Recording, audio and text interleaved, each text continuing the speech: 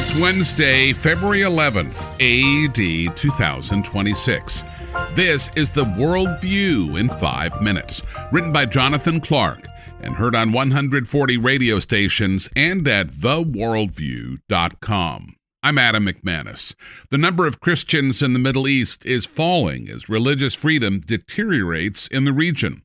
Carmela Borachon of the Assyrian Council addressed the International Religious Freedom Summit in Washington, D.C. last week. She warned, quote, Christianity is fading from the Middle East, and Christians are placed in the mercy of the perpetrators. Once we had 1.5 million Christians. Now we have only 300,000 left, end quote. Assyrian Christians, in particular, face persecution from Muslim jihadists in Syria and Iraq.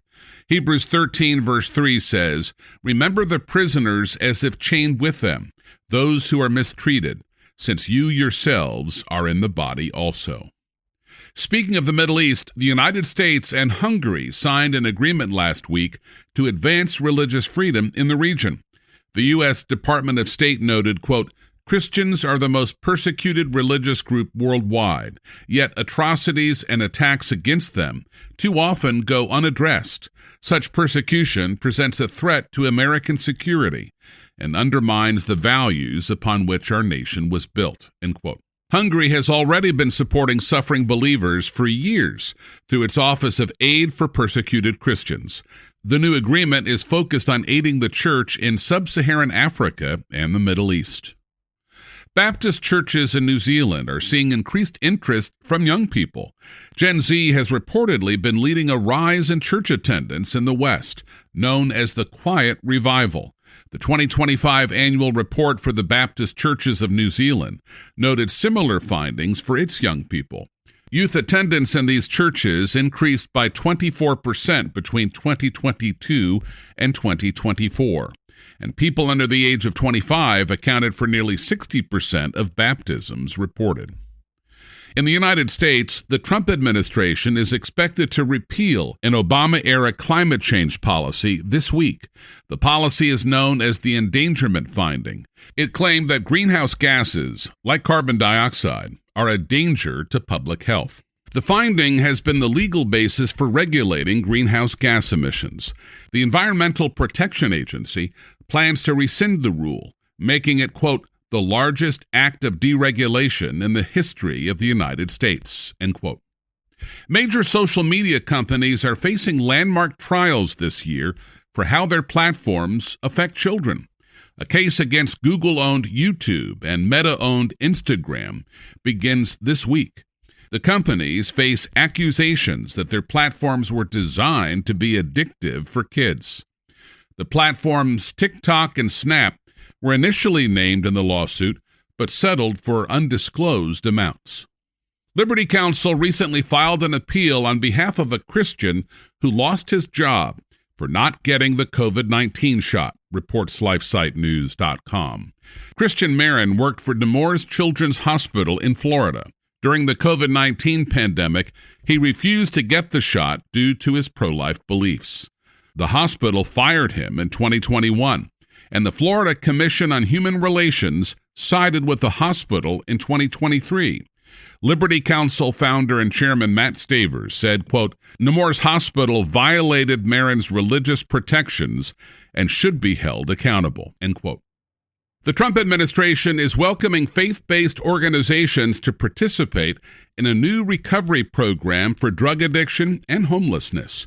U.S. Health and Human Services Secretary Robert F. Kennedy Jr. made the announcement last week at Prevention Day. It's the largest government-sponsored gathering dedicated to advancing the prevention of substance abuse. Listen to comments from Secretary Kennedy. This is a chronic disease. It's a physical disease, it's a mental disease, it's an emotional disease, but above all, it's a spiritual disease. And we need to recognize that, and faith-based organizations play a critical role in, again, helping people reestablish their connections to community. And finally, a grandfather went viral since December for giving his grandchildren a recording of him reading the entire Bible for Christmas. It took the grandfather over a year to complete. A video of him sharing the gift got more than 1 million views across social media. The video was originally posted by Tiffany Shabazz. She said, quote, "We shared one video of Grandpa giving us such a personal, meaningful gift, and now everyone wants a copy. I cannot believe how many people this has reached. God is definitely in this story. We're up to needing 118 copies for people all over the world," end quote. Psalm 78 verse 4 says, "We will not hide them from their children, telling to the generation to come the praises of the Lord and his strength and his wonderful works that he has done." And that's the Worldview on this Wednesday, February 11th, in the year of our Lord 2026.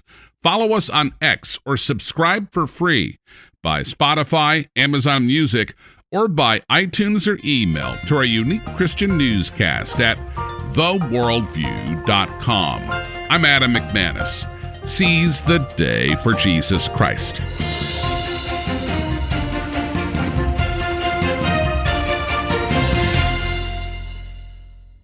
This has been a production of the Generations Media Network. For more information, go to generations.org/media. Thanks for listening to The Worldview in 5 minutes.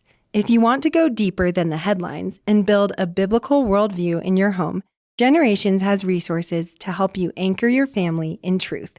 Books, curriculum, and tools for every stage of life. And right now, listeners get 15% off any order with the code WV5. Just use WV and the number 5 at checkout at generations.org. Thanks for staying grounded in God's Word with us every day.